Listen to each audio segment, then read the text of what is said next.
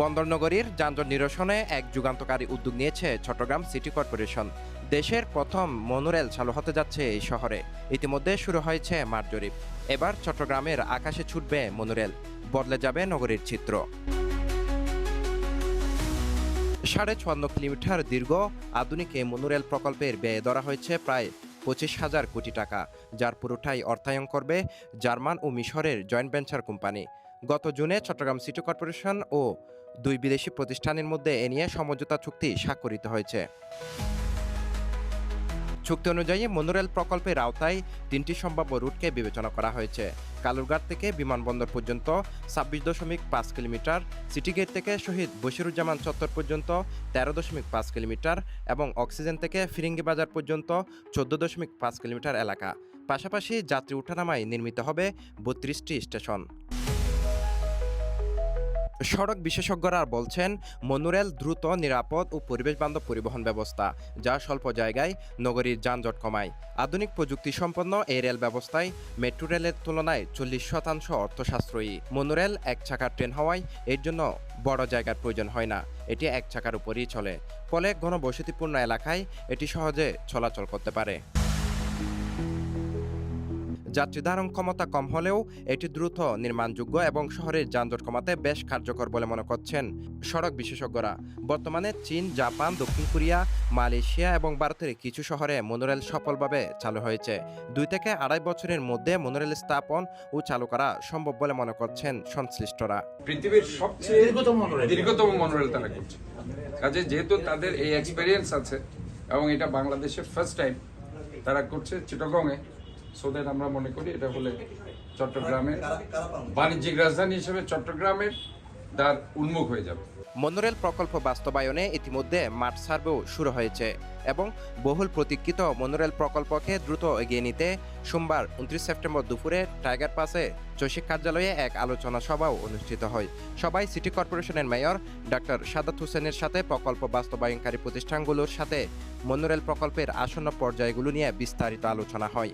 বিশেষ করে স্থান শনাক্তকরণ, রুট অ্যালাইনমেন্ট যাচাই এবং প্রাথমিক কারিগরি মূল্যায়নের উপর আলোকপাত করা হয়।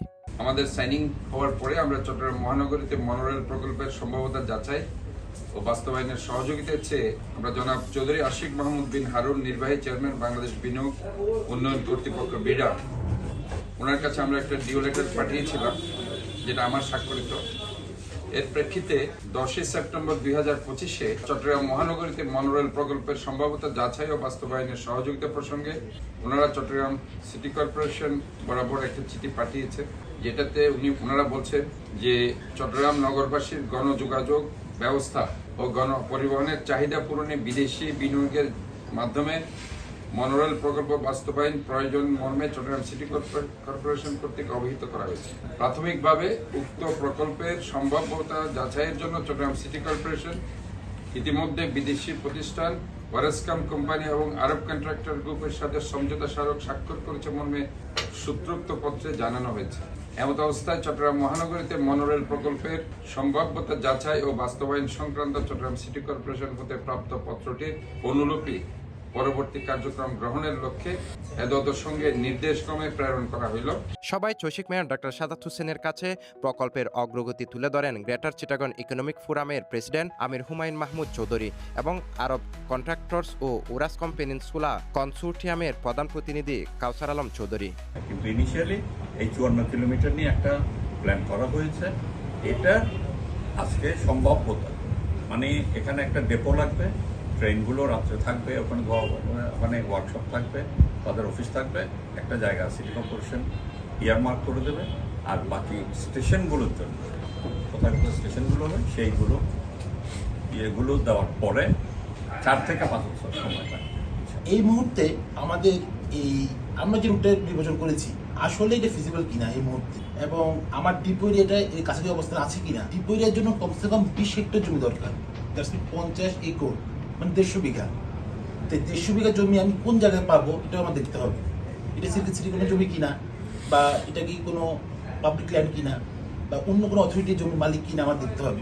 যে এটা হবে স্টার্ট পয়েন্ট অথবা ইন পয়েন্ট, যে কোনো একটা জায়গায় আমি নেবো জমিটা, হয় ইন পয়েন্টে নেবো তবে স্টার্ট পয়েন্টে নেবো। দেন আমি যে অ্যালাইনমেন্ট করেছি সেই অ্যালাইনমেন্ট অনুযায়ী আসলে আমি যেতে পারবো কিনা, জায়গাটা আছে কিনা, বাট জায়গা থাকার কথা, কারণ আমার মনোরেলে 6 to 7 কিলোমিটার লাগবে করতে, সেই জায়গাটা আমার থাকার কথা। আমি যেহেতু ম্যাপ আমি রুট ম্যাপ দেখেছি, সেই হিসেবে আমি জায়গাটা পাবো বলে মনে করি। বাট এখন যে চ্যালেঞ্জ হলো ডিপো নির্বাচন করা, যেটা আমি আজকে চেষ্টা করবো নির্বাচন করার জন্য।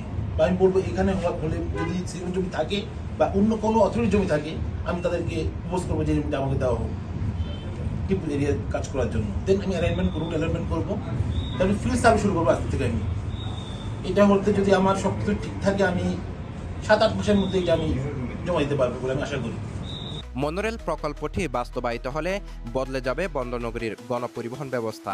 যানজট কমে নগর পরিবহনে সূচনা হবে এক নতুন দিগন্তের। Sheikh Mohammad Faisal, CTG post, Chittagong.